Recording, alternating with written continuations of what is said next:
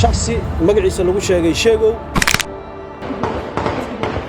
waa Agoosto 18 sanad ka hor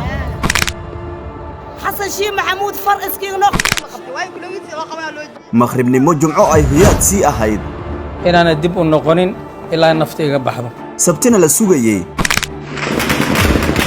weerar toos ah oo aan furin dagaal lahayn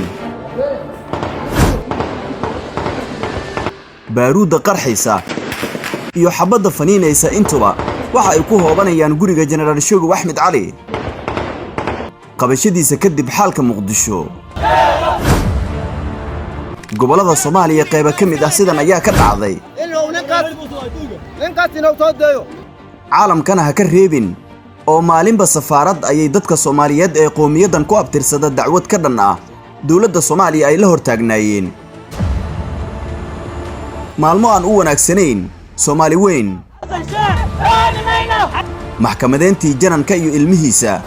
waana nees uu isaga iskula baxay waa difraadii dhimashada wiilal aabe iyo adeer uu u kala ahaa la soco waxa xiga